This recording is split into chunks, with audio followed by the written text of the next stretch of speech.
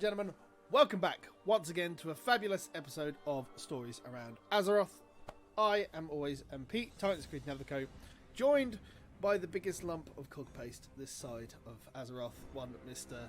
Frazley Tastic. How are you, sir? I'm doing great, and I see you love the cog paste. Aww. I do love the cog paste. That's why I have it here every week. Oh, thank you. I need you to shine my Mechano Spider. Okay, I can shine your Mechano Spider any day. The best use of a Mechanome to shine my Mechano Spider. Honestly, though... And I can also repair stuff if you need it. That's true. I'll just take you apart and use you as an engineer. Honestly, though, always a fabulous thing having you around, Mr. Frazley. How have you been, and what have you been up to in Azeroth this week? So in Azeroth, just kind of working on some different things. So of course with the Mechanomes, I've had to do a lot of reps. And I've been trying some different things. Like Thursday night, I was heading back from an event and was going to do some editing. But someone was like, "Hey, you're not doing a show on Thursday night. Why don't you come join us on a team for doing the Eternal Palace?" So I joined a group and we did a heroic Eternal Palace. Got up to, I want to say Orgazoa, and then we kind of running out of time because it was a 3-hour team. The big idol with tentacles, yeah.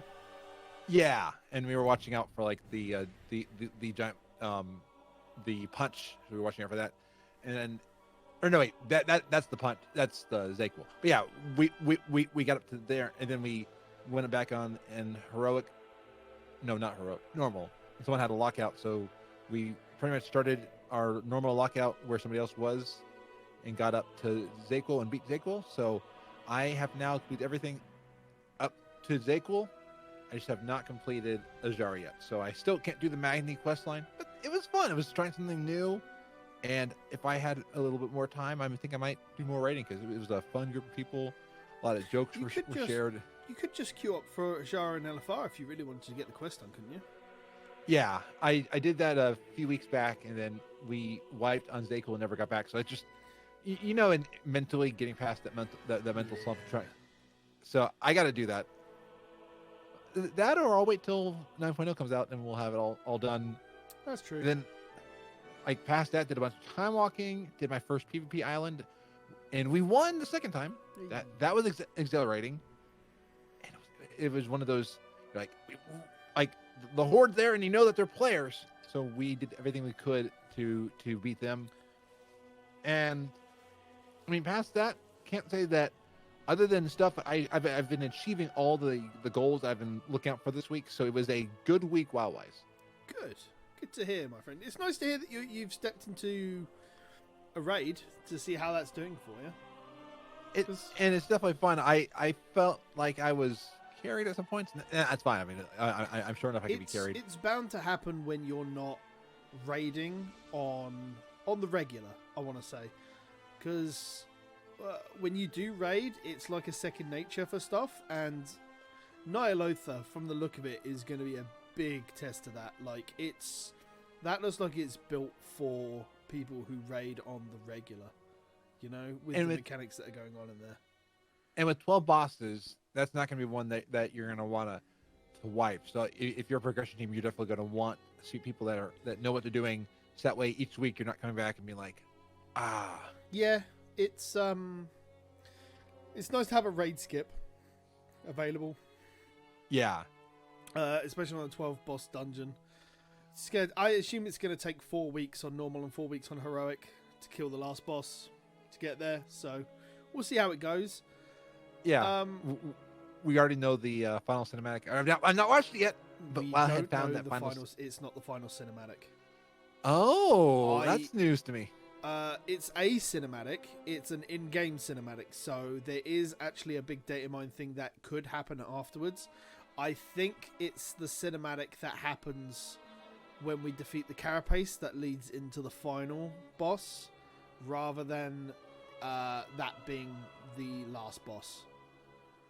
So and that's good, because yeah, I would hate for the surprise to be gone by now. Well, I think it's an in-game cinematic that's on par with, when we went to Argus, the raid, and you beat Agrahar, and then you got an in-game cinematic that took you to the Pantheon, and then you fought Argus there. I think it's Yes. that sort of cinematic that leads into the final boss after the Carapace. Okay. Nice. I could But- be wrong. I could be 100% wrong, but I think that's what it is. You wrong? Never. Thanks, But- Frazley. I'm glad you understand my genius. Yeah. Which is good, because later on we'll be talking about BlizzCon speculation, what we hope, and everything else. This is the pre-BlizzCon show, and we're going to be talking about what we want at BlizzCon, what we hope's at BlizzCon, and everything else, all that good stuff. In terms of Warcraft, in terms of Azeroth this week, I have finally got the last of my 110s to 120 this week. Nice. I Now, hate rogues. I hate rogues. I hate rogues. I hate them. I hate them. I hate them. And fire mages are bad. This is so bad. I hate it. But you know, if you combine that, if you combine a dagger and a fire mage, you can cut through anything. It is like a hot knife through butter sometimes. You are absolutely correct. But yeah, no, it's just gearing them up and doing my weekly mount runs now. I've yet to find time to get the benthic gear on them, and then get them through to Nazjatar to get a 370 weapon. But I've done all my mount runs on my Demon Hunter this week, and I've got lucky. Once again, another week goes by and I get another mount that I don't have. Nice. Before people ask, I already have the Headless Horseman mount. I had a social media website remind me that 5 years ago this week, I actually had the whole Headless Horseman mount back in Pandaria. So, but no, I've got Ji-Kun from the Throne of Nice. Thunder. So I do not need to go back into the Throne of Thunder ever again, except for Transmog. And when they Aw. put pets in the Throne of Thunder, and then... You Which they will I do. swear to God, if they put pets in the Throne of Thunder next patch, I will cry manly tears. Can we have that on podcast so that way we can have audio and video? Sure.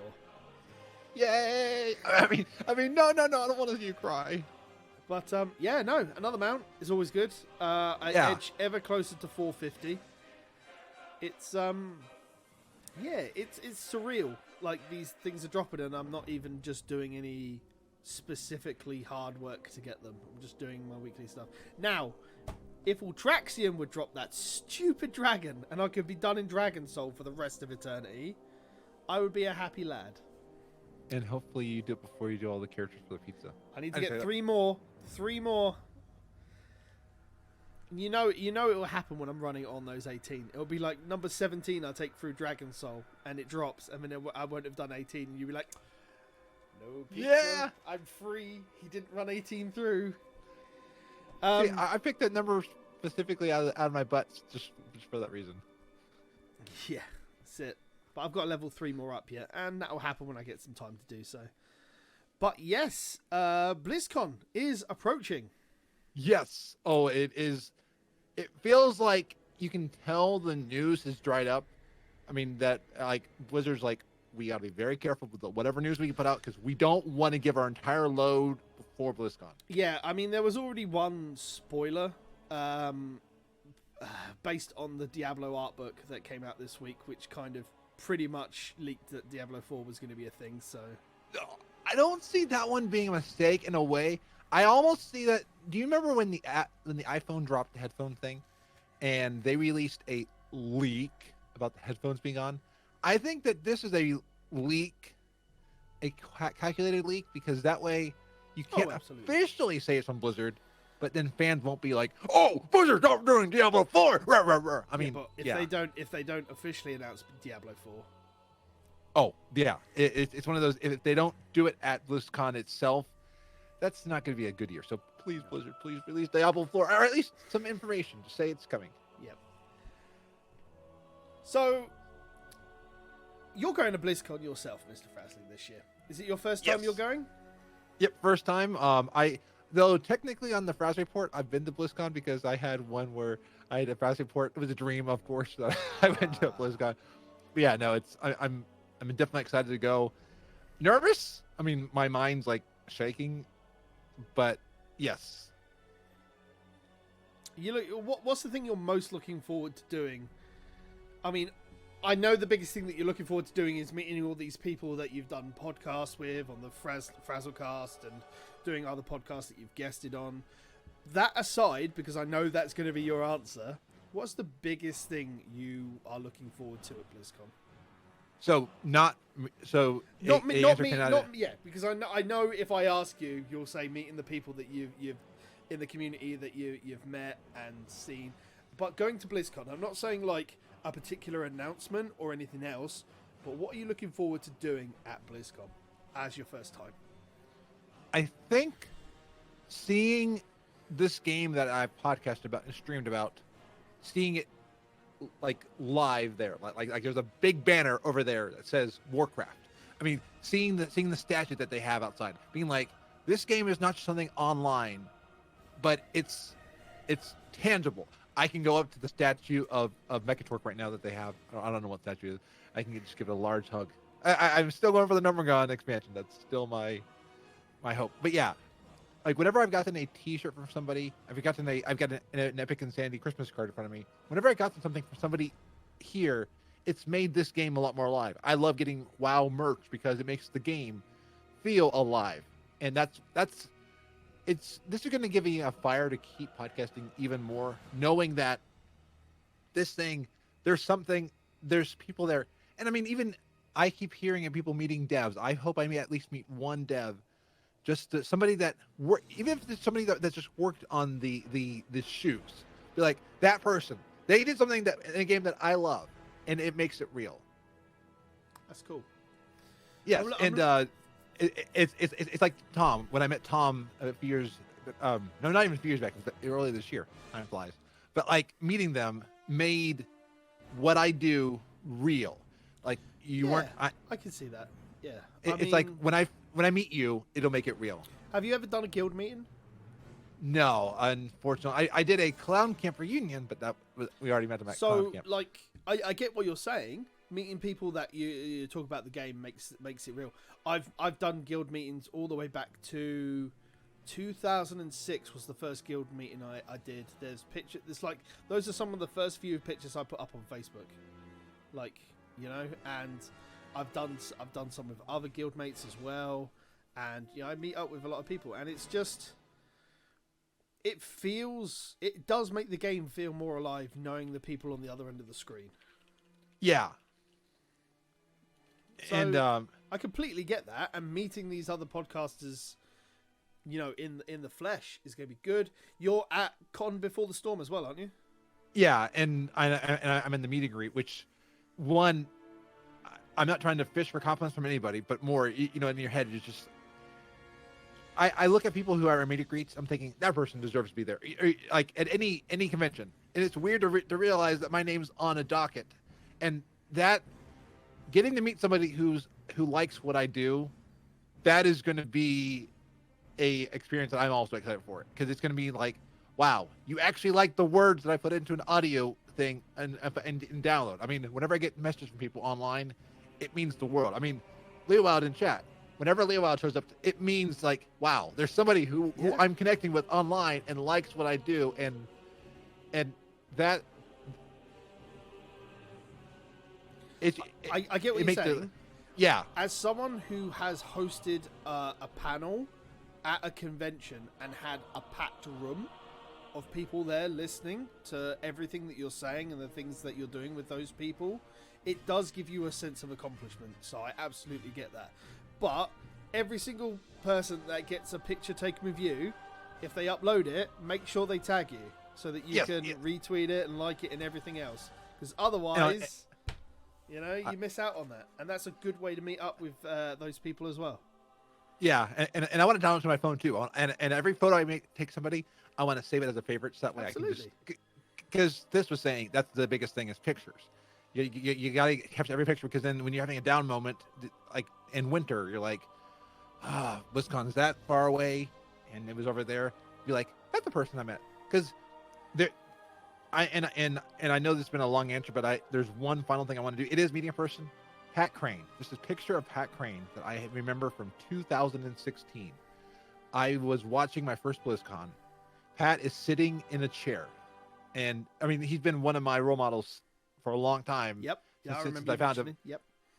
And when I get to finally give him a hug, that picture's gonna finally. It's been on my bucket list. It's been one of those I need to see Pat Crane, and it's been a goal of mine for a long time. So yeah. So that is a person answer, but it's one of the things that I'm looking forward to. That's exactly what I was after. You know, just narrowing it down. Because I mean, if I ever went to BlizzCon, I know that out of everything, meeting the people, meeting yourself, meeting the people that we've done stuff with is high on it's high on that list, you know, because it gives a face to the name behind the computer. You get to meet these people overseas and everything else, you know, because I've had a fire even editing ever since going to BlizzCon was a reality and that people wanted me to be there. It has made editing even more exciting, and and I think this is gonna keep me going for at least another year or more. I mean, heck, Turarch and I both agreed we're gonna be podcasting till we're 50, because we are both the same age. She just turned 30 and I'm turning 30 soon. So all right, rub it in. Some of us are 35. Oh, yeah. Oh, hey, I hope you have your Depends on you. Oh wow. I almost went for the Walker, but I was like thinking that'd be a stretch. Wow, that's some almighty shade there from Mr. Frazley. Oh, believe me, I've got friends who are much older than you, and they're probably just shaking their head right now. And I love all of you. It's age, but a number. Yes, it is. It is. You're only as young as the person you feel in some cases. Just please don't act old. I never lose that fire. I know that's easier said than done. But yeah, please, I know people in my life who have acted old and they're not that old. Don't be old. No, absolutely. Brilliant. Be like Scroll Stage Nola, who's still voice acting and has a turtle made it to the water. I think she's like 89 or 90. I mean, she is. She's quite up there. But then, you know, as I've told you before, I live with my 98-year-old nan, and she's got more fire behind her eyes than most other things. You know. Yeah. It's fine. But yes, BlizzCon. Yes. We've talked about what you're looking forward to when you're getting there. Let's talk about the opening ceremony and what we hope to be announced. Now, I know we are a Warcraft-centric show, but let's talk about what we think is going to be in the opening ceremony. And yes, if you honestly to God think that Gnomeregan is going to be the next WoW expansion, you can say it. But if you're going to say it as a joke, I want a real answer from you as well of what you think we're going to do. I still think Gnomeregan is something. Gnomes is something to do because but what I really do think, I'm still torn between the Shadowlands and Sylvanas. I almost think that they're toying with us on what's next bench because we thought Shadowlands, then we're getting Nyalotha in 8.3, so we don't know about Sylvanas. I mean, I think something's going to do to there. I'm also hoping Classic gets some more information. Now, more than just phase 2, because phase 2 at this point, we have 2 world bosses, we have a keyring and the honor system. We already got Dire Maul, but I think those, if they can appeal to both classic and current WoW in regards to stuff, and then I think, in my opinion, hold out 8.3 until the what's next panel. I mean, and even the pre-patch and the next what's next, kind of saying, oh, here's 8.3. The same way when they were announcing all the patches last year at BlizzCon, that was fun, especially when they said Mechanomes. But yeah, so I'd say that. How about you? What do you think is going to be in the opening ceremony? So, I mean, whatever Overwatch 2 is aside, Diablo 4 will probably get announced dates for Warcraft 3 Reforged. We'll probably get an announced date for Diablo Immortal. If they decide to put that on the main show and not keep it to a Diablo panel itself, which they might want to do. In terms of the Warcraft expansion, I think it's either Sylvanas is going to be exactly Garrosh and give us literally the next step into the expansion and be the reason we go to the next expansion, or it will be however we deal with N'Zoth and how that leads into it. You know? Yeah. It could very well be something to do with Azshara as well. We don't know the fate of her outside of we know that she's captured in Nyalotha right now. So there could be something to do with her. She might be the reason that we go into the next expansion.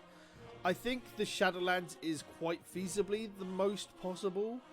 Whether we use Ice Crown, because we found out through the Horde questing that Ice Crown is the gateway to the Shadowlands. Whether there's another way that's, you know, someone's forced a way through or broken their way through there.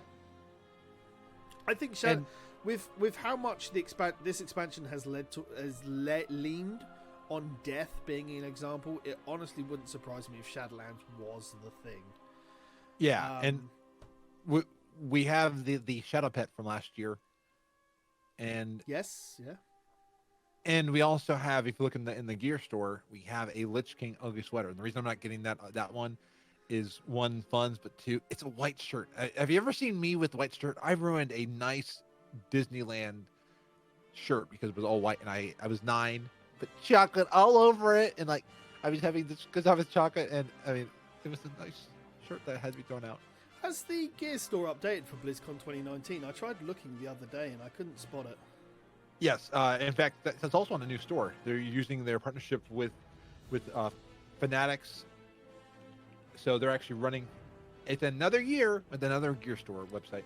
Oh, fair enough. I thought, because normally it's part of the actual gear store and they've got a tab for BlizzCon specifically. Yeah, quite a bit. Like there's Diablo merchandise too. There's a Diablo ugly sweater. So Diablo, if it's not part of the there'll be a lot of stuff that goes up after BlizzCon opens with all of the new announcements and stuff. It wouldn't surprise me. Like, there's a Heroes poster that I've got there with the original set crew. It wouldn't surprise me if, you know, if they have a new one of that with the new roster, with the expanded roster as it is. They might do an updated Overwatch poster with the updated roster. Who knows? There's lots of things that could be cool to get.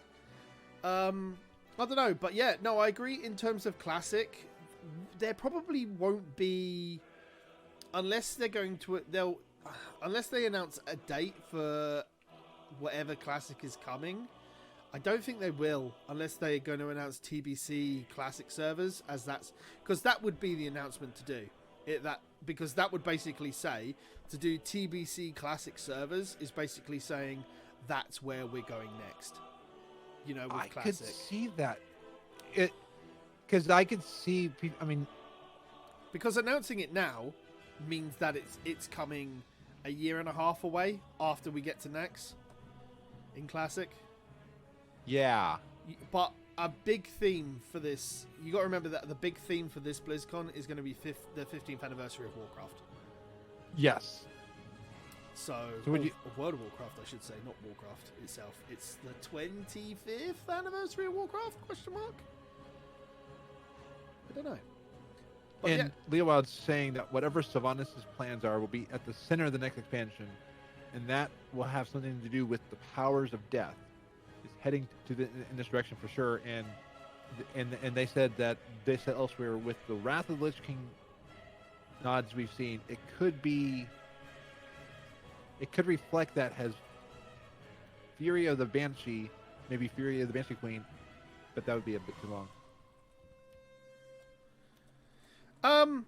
It could be Fury of the Banshee Queen. We've had Mr. Pandaria was a long enough name. Warlords of Draenor is a long enough name. They'll make it fit if they want to.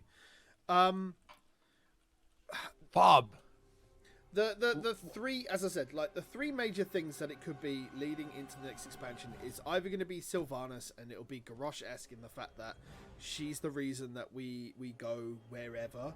It could be the reasoning with N'Zoth being ended, you know. That it could be something to do with Shara. Something weird could happen, like we beat Argus, but then Sargeras stick his store on the planet, you know. So nobody really expected that to be the thing. I don't know. It's gonna be odd. I'm looking forward to whatever it is. But I think the Classic one is gonna be big. If they don't announce anything to do with Classic, it means that they're just gonna have a Classic panel, which turns around and goes, "This is our timeline for the next for 2020 and the rough times that we want to release things." And Tom's saying that Diablo 4 won't be an isometric RPG, and kind of like more to third person. Like why would they have just the same thing they did with Diablo 3? And you know, I can see that. I can take a first person Overwatch engine, I mean, not shooting, but kind of like Yeah. Skyrim, Elder Scrolls. That would Can be I so be honest cool. with you? If Diablo 4 ends up being first person or third person, I won't play it. A lot of people get motion sickness with that sort of person perspectives. I don't think it fits the Diablo thing. Like, even all the way back to Diablo 1, it's always been an isometric RPG. Well, the only reason I would think that would be World of Warcraft is different than, and because the RTS of Warcraft was isometric. Yeah.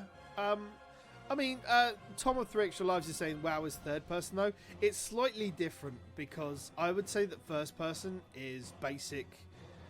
To sidestep over to Elder Scrolls, it's very basic Elder Scrolls. And I would say that third person is directly over the shoulder cam, like you would get with modern shooters. And they were trying with Pre-Legion, they had a action cam. Yeah, but that's still further back. It's further back. Like, literally, first person is if your eyes are the camera, and third person is if the camera's on your shoulder. Okay. Yes. With World of Warcraft and the action cam, it's slightly further back. Yes, it does allow you to scroll. Yes, there are people that play Warcraft in first person. It's weird. I've seen it. I've seen people stream it in first person. It is weird. I have tried it a few times. If I can't figure out where something is in WoW, I go to first person. But yeah, I don't think I could play it. Well, because it works with Elder Scrolls in those games because you can see your arm movements. You can see stuff going. Whereas if I did it all in without that, it would feel really weird.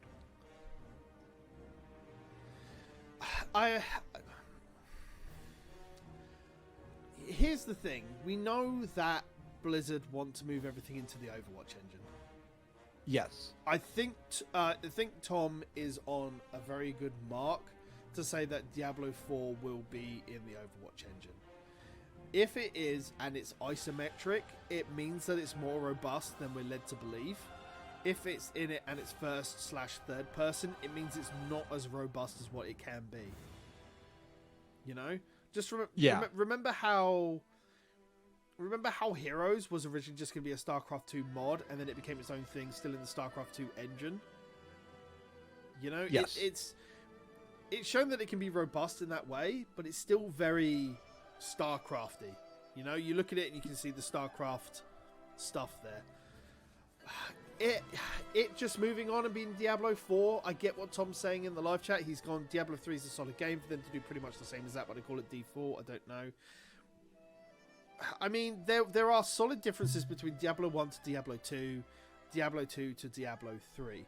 Diablo 3 feels so much sharper, but Diablo 2 does have that kind of jank feeling to it. It's the same as Warcraft 3, kind of, where everything is so scaled down in terms of the polygons and the models that it almost feels homely, I wonder, because I know Diablo 3's big thing for the Real Market Auction House was that they needed to go to online. They could do the next one more like how they did the Diablo 3 consoles, where you could have an offline component. So the excuse for the Real Market Auction House was to keep the game online to stop the duping of items. That was the reasoning for it. Whether there was some underhanded reasoning of Blizzard wanting to make money as a side thing, I honestly don't know. I don't tend to really think in that because I'm not. I try not to be that cynical of people or business practices. It will be weird. I would like. I mean, Leo Wild in chat is saying maybe Diablo 4 will be an MMORPG like Marvel Heroes was. It would be nice to play Diablo 4 with more than 3 other people. There's that thing. And Tom saying it was a 13-year gap between Diablo 2 and 3. So you know what? We don't need Diablo 4. We can wait a few years. We can just wait. Yeah, I was going to say, it's a 6-year gap between Reaper of Souls and now, rather than D3, because D3, I think we had 2 years between that and Reaper of Souls. Okay, so see, still got some time. I'm kidding. Please don't send hate mail. Well, send it to Pete, not to me. I think that the biggest reason that they shelved the second expansion for D3 is because if they turn around and go Diablo 4, it allows them to start with a relatively fresh slate. You got to remember. You got to remember with the real market auction house, Era 37, D3 was marred by so many issues on launch. That's right, because I tried playing Diablo 3. I wasn't playing WoW, but I downloaded Diablo 3 during the launch. Me and like 3 friends were trying to play Diablo 3 on launch. Like we had a whole get ready party, and we dealt with like Era 37 for like 3 hours. No one could get in, and when you did, you got crashed out, and then we just called it a day. But you know, once you got into it, it was all right. And as Tom says, Reaper of Souls did fix Diablo 3. They bin the real market, real money auction house. They increased the loot drop rate to make it feel fun. I think they understand that. But yeah, again, server tech, as Tom has pointed out, has improved so much. It's probably not going to be an issue. Saying that, we still have issues logging into WoW and staying in that, and server tech's improved so much. Yes, it's a different kind of game. We're sidestepping too much on Diablo. I think Diablo 4 is kind of where we are going to go. It makes sense to have a Diablo 4, you know? Yeah. It gives them a fresh slate and allows them to go forward. I do want to see innovation. I want to see, based off what they know, it would be. I'm really digging the MMO RPG, or at least MMO. It doesn't have to be like the WoW sub thing, but Phantasy Star Online. How cool would that be? That you go out. I mean, or even Guild Wars. So you have your hub areas where people are, that you can go out, and you can meet people in the game as well. That would be pretty cool. I just want them to not release a base version of Diablo 4 and it not have stuff that people enjoyed, like an adventure mode, or all the things that improved Diablo 3. I don't want those missing and fed back piecemeal to us after Diablo 4 launches. You know? I get if they want to go Diablo 4, but we'll release adventure mode in a month because it gives people time to finish the story. You could just do what you did in Diablo 3 originally and leave adventure mode in there, but only accessible after you finish the story once. It's the same way with The Sims. They went from Sims 3 to Sims 4. Yeah, they had no swimming pools. Yeah, they cut out everything and then piecemealed it back to you. I don't want sold that. It to you. Piecemealing content back in that people enjoy is a really bad practice that I'm really starting to loathe a lot when it comes to games. And I think that's why WoW 2 is a huge endeavor, if they're working on that, and the surprises with WoW 2. We won't ever get a WoW 2. And I'll tell you, I'll tell you why in one certain thing. Because if you did a WoW 2, the only way you could physically do it in the current environment and not release it as a free-to-play MMO is to do what Final Fantasy XIV did and destroy the world completely, to then rebuild the world with new server tech and everything else. It's the only way you could do it. Because the original version of Final Fantasy XIV was garbage. It was so broken. Yeah. Square Enix turned around and went, thanks for buying the game. For all people that bought the game, you don't have to pay a sub. The game will be free to play until it's fixed. Then they brought in A Realm Reborn, and it started the whole thing fresh.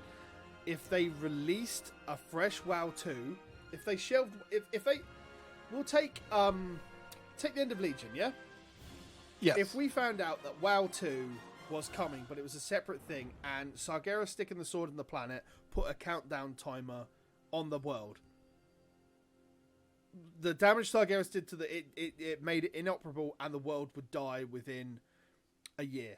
But at the end of that year, WoW servers shut down, and WoW 2 servers start up. You lose, there'll probably be some stuff that they could end up moving as like legacy stuff that you've got on your Blizzard account. But think about all the time that you've put in to Frazley. Yeah.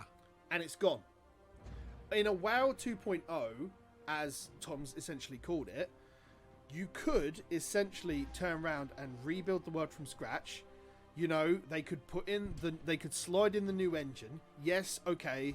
The game would probably have to be down for 24 hours for them to completely do a new server tech, a new engine tech, and everything else. But if that's how you could get your WoW 2 while still keeping everything to a modicum, like you could keep all of your mounts, but that's the way they do the real Cataclysm and change the world completely. Like, remember how I said about the Infinite Dragonflight story? Yes. That's the Infinite Dragonflight story is the reason the entire world changes, and that's it. The server goes down for 24 hours. Yeah? Everybody is reimbursed 24 hours of game time who has an active subscription. You come back, game is in a new engine, the whole world has been reborn to how they want the story to do. You know? I mean, the game graphically doesn't need to change with a new engine. No, I think you've got to remember that WoW is still limited by what the engine can do. Like, this is what I'm saying. If Diablo 4 is isometric and works in the Overwatch engine, that means that anything is possible in that engine, and they could feasibly do Warcraft in the Overwatch engine and still keep its colorful looks. You know how weird that would be? What if you had only one client from then on, and you walked from Overwatch to WoW to Diablo? I mean, how weird would that be? That, like, you could literally be saying the same client all and just have it load data on demand when it needs to. I want to say to Tom from Virtual Life says he wants WoW in the Hearthstone engine. Tom, I want WoW on the tabletop simulator engine, and let's just play the board game of Warcraft. You know, let's just do that. Yes, and then can I table flip? Yes, sure. Because there's a lot to do, and I think the only way a WoW 2.0 will happen would be that's Tanner talk. Dragon Powered Studios games, guys. Join the Discord and everything else. It's all fun there. Is to rebuild the world and give it a new engine. Yeah. Yes, people would be pissed by having a 24-hour downtime, but if it's to coincide with 24 hours before your new expansion launches, and everybody's that plays is reimbursed with 24 hours worth of game time,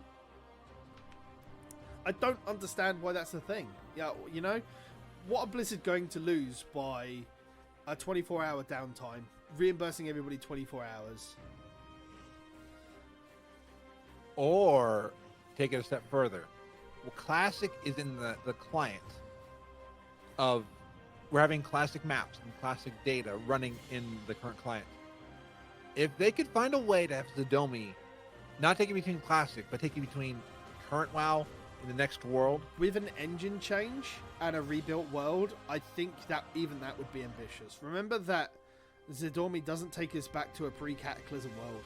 Like, those maps are scrubbed.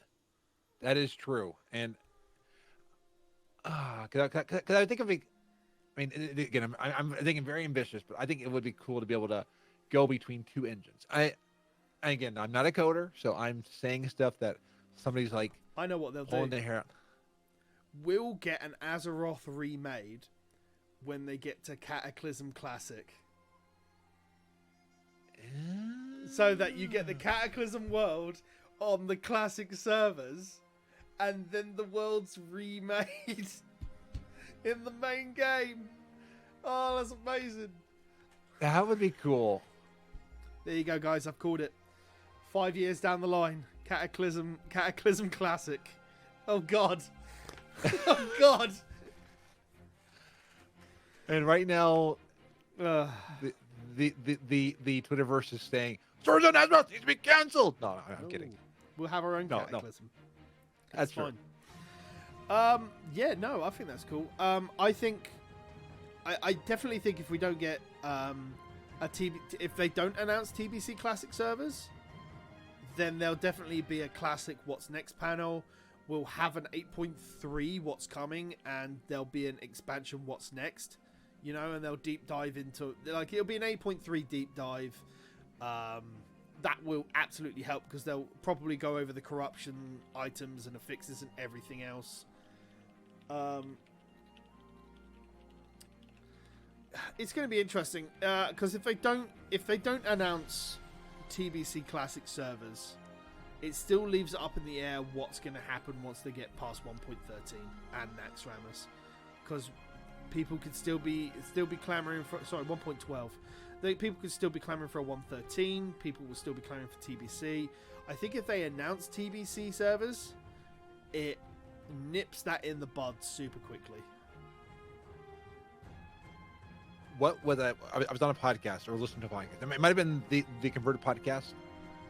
if we got rid of levels, how weird would it be if you could take your current character back to classic and load up in classic? So I mean, you don't take anything from current, but you have one character that can go between classic, can go to then go over to Burn Crusade, back to current. Because it's almost saying they could get rid of levels altogether. Elder Scrolls has done a pretty good job of getting rid of it. I don't know what Elder Scrolls do, but since you've said that, I've actually thought about it.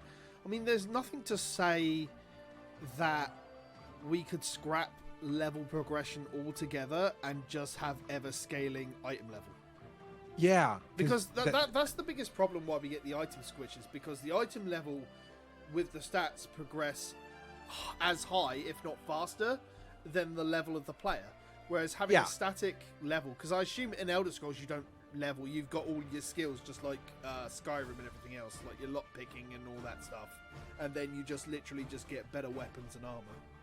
Yeah, I've not played since 1 Tamriel, but yeah, you can kind of go anywhere in Elder Scrolls. You can be with anybody. It's kind of like Party Sync. Party Sync in 8.2.5 has been a showing me what they can do with stuff. I mean, Michael and I, we are now getting out of level range, but we're still leveling on Genome. I could probably bring in, I think he was playing with Marty, and they actually brought in, Marty was on his 120, and they were playing through the same content. He was getting rewards for his level, but they were in other content.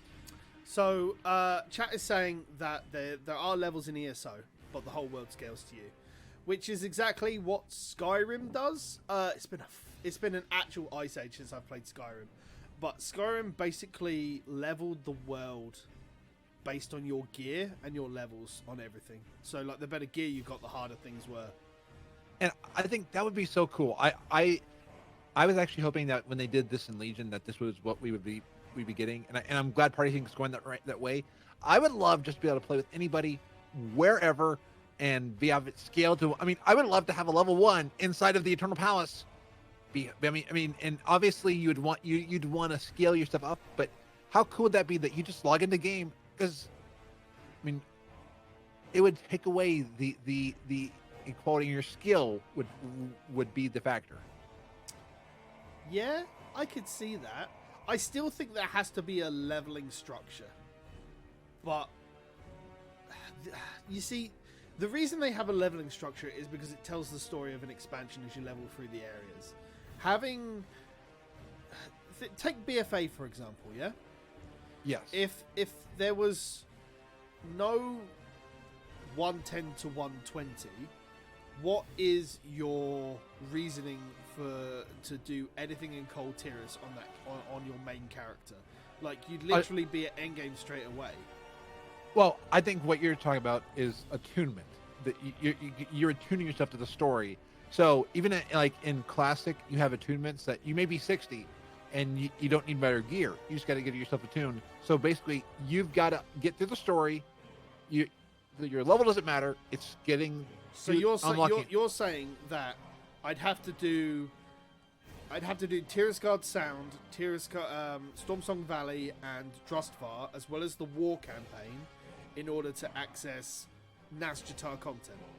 Yes, because you have to attune yourself through the story, but your level doesn't really matter. I'll be honest, that would work if the game had a character and class system like Final Fantasy does. Because then everything is on one character.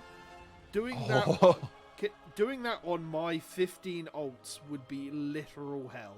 I would not want to put myself through that story 15 plus times. I'm with you. And that's why I think it would have to definitely do a lot more of our alt stuff. That I'd be finding people. This is where, as I've said before, if they want to go in a direction like that, they have to make account-bound stuff that's better. Yeah. Because if we turn around and go, levels are gone, your endgame progression is now just item level. That's brilliant. Item level can scale better that way because it's literally just the inflation of the numbers on the content that you're doing. Brilliant stuff. I'll take that. I would love that because we've seen that progression in BFA. More things have become account wide. Like, I'm working on reps for one character, and I can unlock it. Like for Legion, I unlocked Horde allied races on my alliance because I had that rep already. I just had to have a character on the Horde who could do that quest. Mm-hmm. And so yeah, if they get rid of the level squish, that will make me happy. I mean not level squish. If they get rid of levels itself, and if they're doing some of the stuff, I think that'll make me. I agree. I think it's a fabulous idea, and it's not something that we've really talked about before. It's actually really good. I think there has to be some levels. I think you still have to have 1 to 60 to do the original Azeroth content. Optional. You do that for transmog. You do that for some of the things. No. I'm saying the new player, yeah, 1 to 60 does the original leveling experience. You know, starts in Elwyn Forest, any of the starting zones, gets to TBC stuff. Yeah. Now at 60, if obviously with how much content there is now, yeah, you would, they'd have to have the ability to go straight to modern content. So there had to be a way to item level them up to gear to get them into, you know, Coltiris. So like it would be like they can there'll be fast track quests to get some gear level for Coltiris leveling and everything else, and then then they'd have to do that story that gets them into Nazjatar, and then finishing the main quest story of Nazjatar, like the how would you finishing the quest that gives you the quest to kill Ashara? Yeah, and then killing Ashara would then allow you to do any of the quest stuff that's coming. Like the war campaign and Nazjatar are semi-separate because they both need to continue. So you need to do all of the content in that to continue to do whatever they release in 8.3. Yeah, but so what? Why are you asking people to do 1 to 6? No, I'm just trying to pick because you can 1 to 60, but then skip to BFA after that. Because otherwise, you're just starting at level 1 and going straight there. You got to remember, there's still all of this content. Otherwise, your goal is going to be 1 to 60. I've still got to do the TBC story. I've still got to do the Wrath story. I've still got to do Cataclysm story. I've still got to do Mist story. I then got to go to Draenor and do Warlords. I then got to go and do Legion content, and now I'm back in Coltiris content. So there has to be, for a new player, the ability to level, enjoy the world for what it is, 1 to 60, and then be able to join us in Coltiris on modern content. Okay, then let me flip the idea even further. With professions, you're in buckets. Right. What if you could level up each expansion? So because Razorus makes a great point. You need a ding. I mean, and you need the progression. So, a new player logs into the game. You can choose. Hey, which expansion do you want to take content through? Oh, do you want to go to the latest expansion? You want to go to Rise of Nobragon? Okay, log in here. I get that, but think about a new player experience rather than, because that is good as someone who has played the game before. So you could have that as an option unlocked once you've done the content on your main character if you want an alt, and be like, I want to do this bucket of content.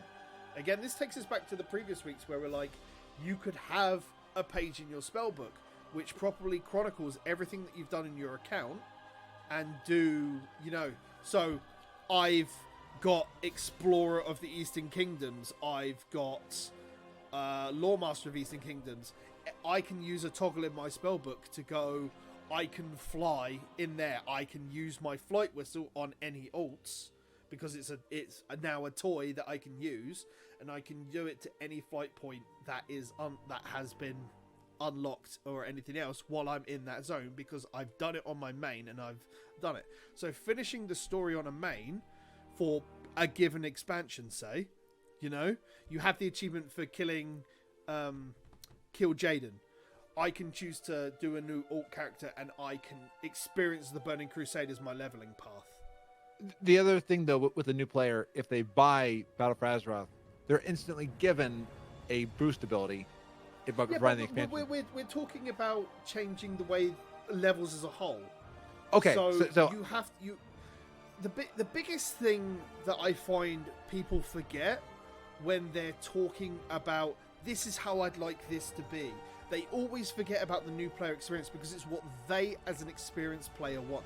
You have to think of the new player experience, because that's the problem that Blizzard have openly said that there is. There's the daunting factor of 120 levels is too much for a new player to buy into the game and do.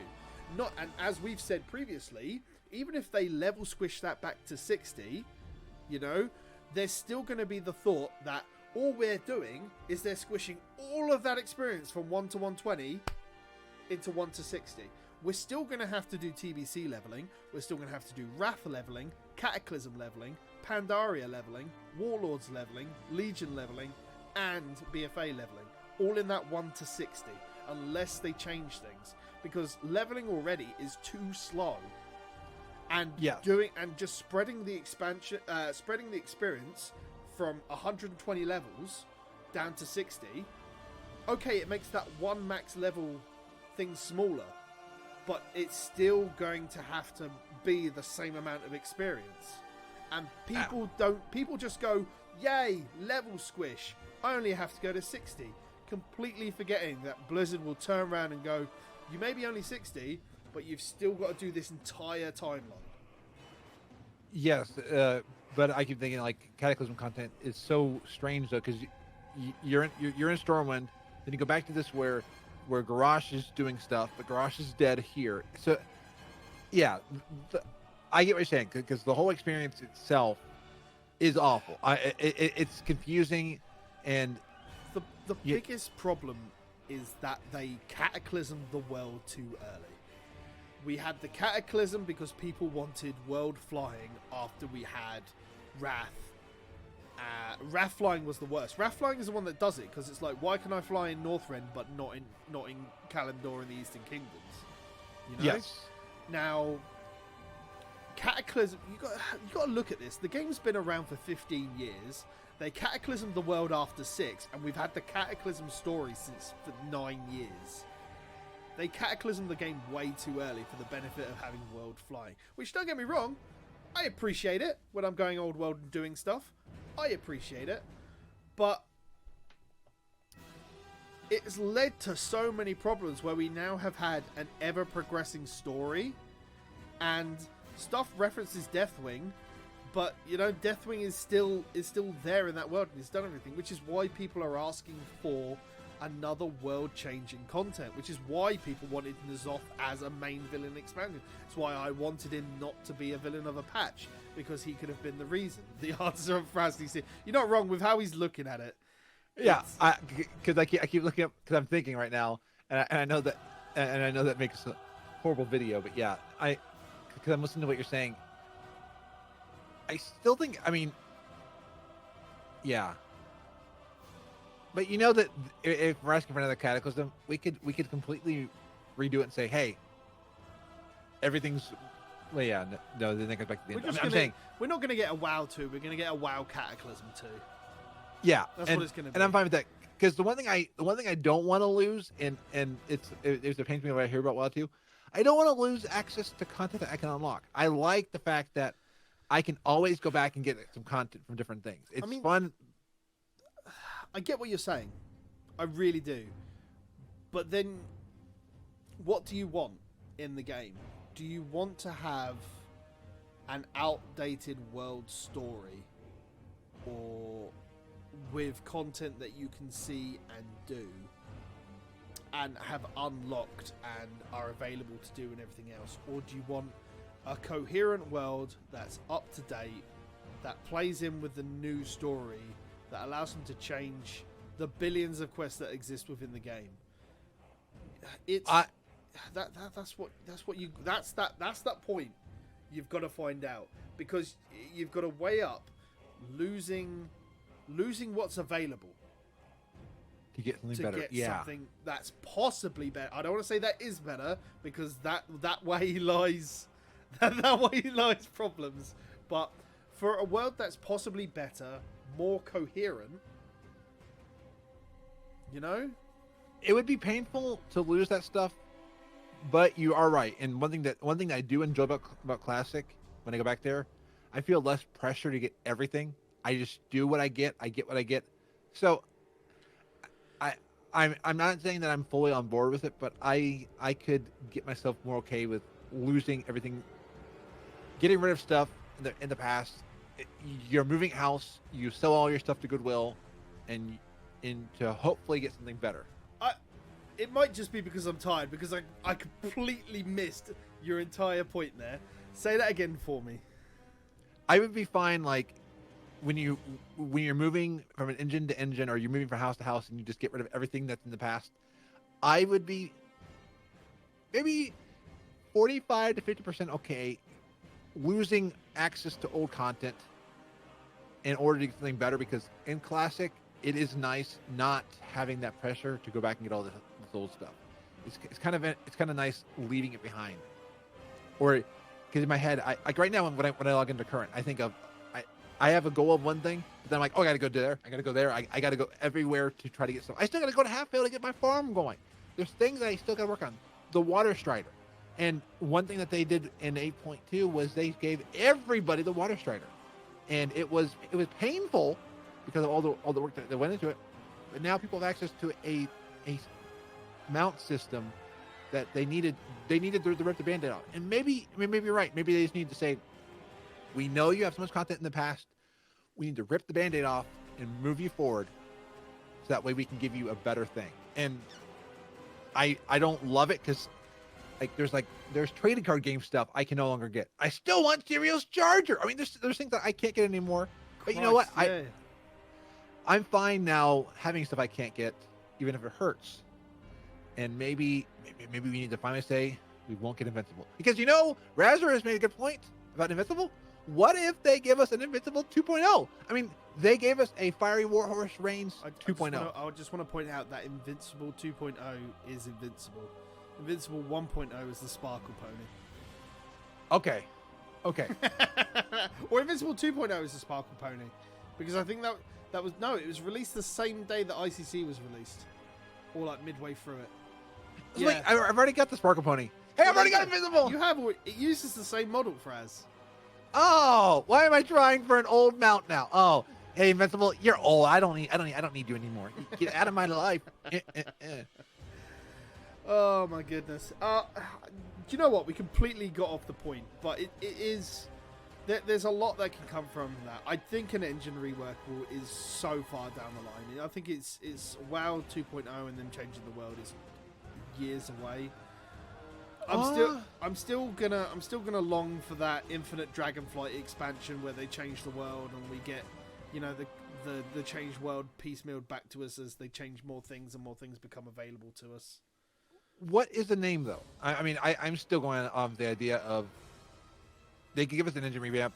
Your character goes they just because right now with PTR you can copy your character's name between PTR and regular. So they could just give you the option to have two clients. Do you want to do WoW 1?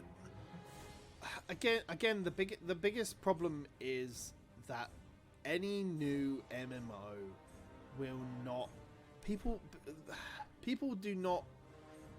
It's hard to say people don't want to pay for an MMO, because Final Fantasy is still a paid-for MMO, but you just have to look at Star Wars, you have to look at ESO, you have to look at Lord of the Rings.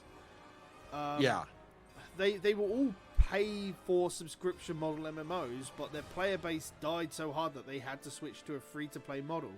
So I don't think releasing WoW 2 as a separate model, as a separate game itself, would work with a subscription system, especially if it means that people lose 15 years worth of investment in their character, their account, and everything else. The only physical way you could stop supporting World of Warcraft and do World of Warcraft 2 is to allow people to import their World of Warcraft characters with all of their legacy and achievements and mounts and collections and toys and transmogs and everything that made that character them over to that World of Warcraft 2. It's literally the only way they could do it. And even then, you only have to look back at when the model character changes existed, and see that people were still not happy because their character was no longer the character they'd spent so much time with. Yeah, I can see that, and I think WoW's an interesting MMO. I mean, other MMOs have had this, like EverQuest is a big one that's struggled with this, and I think that is WoW's blessing and curse. Is WoW's so old, but the curse is it's so old. It has a lot of things it has to try to live up to. It's definitely, it's so difficult. Like the reason WoW has done as well as it is because it launched at a period where MMOs were new to the scene. You know, there were some that came before it. You had Ultima Online, you had Final Fantasy 11. There were so many EverQuest, and there were so many MMOs that already existed. But Warcraft, because it launched for a more casual, friendly audience at the time, managed to get so many people, and now you've got maybe not as high as the peak of Wrath of the Lich King or or TBC or anything else, but you've still got millions of people that play with connections to a 15-year-old game, and they keep playing because of those connections they have to their characters, the friends that they have along the way, and people like it. For better or worse, what the game designers have chosen to do over 15 years, people still play the game. Even though their friends have moved on, they still make new friends. You know, it's one of those things. There's a very good chance if they turn around and announce WoW 2 that people will go, it's been a brilliant 15-year journey. But you know, and the announcement that World of Warcraft is ending, then my journey has ended. Even if they do announce characters to go over, which is why I think it has to stay within the same game. I can see that because I mean, again, EverQuest 1 and 2 has been in the back of my head too. That one divided the thing. I mean, in a way, the community is already divided between now classic and current. Yeah. I've got a friend, Capital's Raid Team, has totally been obliterated because everyone's gone over to classic. I mean, Tom from Free Extra Lives has said it has one of the best combat systems in any MMO. Oh my god, some of the Korean MMOs, which are very combat based, and every character, player, and enemy has a physical model that you can't walk through. Like, it's a lot of fun, I'll be honest, where it's not simply just a keyboard, a mouse button. There was a specific word for the type of MMO that Warcraft was, and I can't remember what it was. Action button. It was an action button MMO. I can't remember the name of it, but there was a Korean MMO I tried when it first came out, and it had a brilliant combat system. I really loved it. Like, you could put it akin to like the Conan one, where you had the three things you could attack: left, right, or forward, and you could parry in those same things. It wasn't Terror, it was something else. But there were a lot. The Korean MMOs focused more on the fighting style of it, and I really enjoyed that. But that's what I went to Diablo for. That's what I played Diablo for a different version. Wait, you played Diablo 4? Yeah, I played Diablo 4 way before everybody else. But that's what I played Diablo for, because it was different, you know?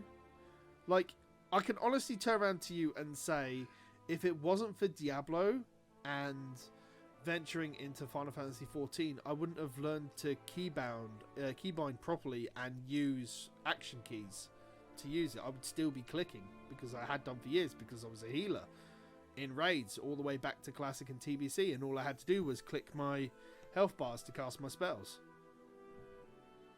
You know, you change character and things have to change, but it's...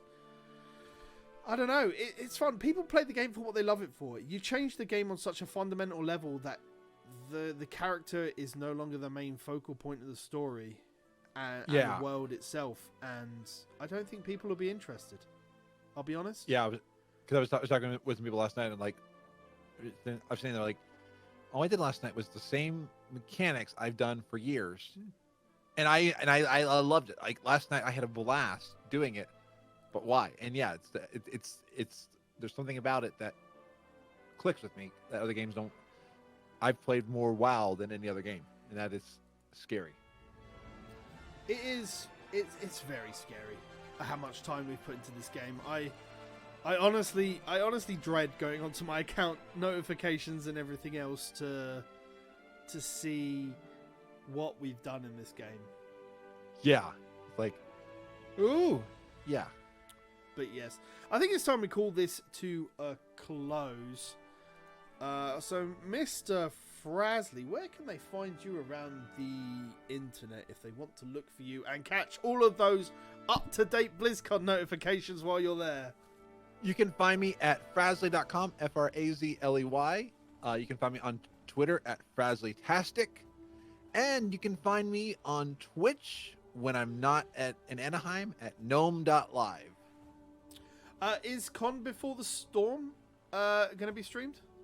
Yes, it'll be streamed. So by the time this is out, it'll be on the World of podcast feed, and I'm aiming to put the panel. I've got the permission to do this on the Frazlecast feed on Wednesday, because I've learned, learning. I've learned to not cannibalize my download numbers. Last year, I released Pod for the Con the same day as the episode.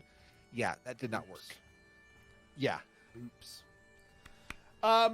As always, guys, you can find me on my main account at Titans Creed on Twitter. You can find the gaming-specific one where you can just literally catch updates for videos that go live over on YouTube at youtube.com/Project Phoenix Productions. You can find those at Gaming Phoenix. If you want to follow me on Twitch, if you've watched the cast live,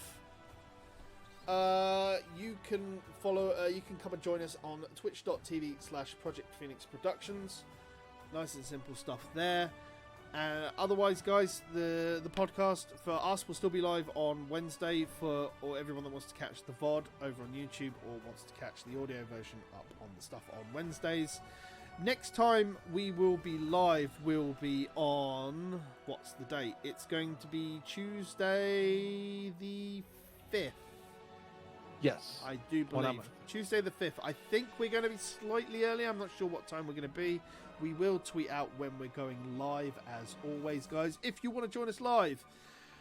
It's been an interesting show. Lots to talk about, and, there's been some good points raised on both sides, and I'm looking forward to having a post-BlizzCon chat with you, Mr. Frazley, to see how it all feels. You'll be the first person that's been to BlizzCon that I will ever chat to and get to hear about that experience. Oh, nice! I'm excited. Like I told somebody, I will not take. There'll be no laptop with me there. My phone, I'm going to be touching its screen and tapping my phone and rubbing my phone a lot. That's what one of my friends or dad says. Make sure you have portable battery packs fully charged and ready for you, because you will drain that battery. I'm going to do at least 1 or 2, if not 3 or 4. Brilliant stuff. Ladies and gentlemen, thank you very much for joining us today, whether it's been live or whether you've caught the VOD on YouTube or caught the audio version of this podcast. Thank you very much to our live chat. They have been brilliant. They've given us lots of chat over the course of this episode, as they always do. Join us live. You can be part of the chat, be part of the experience, and be part of the episode. We will see you November 5th and everything else. And as Mr. Frazley always likes to say... Awesome be awesome. Awesome be. Thank you very much, ladies and gentlemen. Until the next time, we'll see you for the next episode.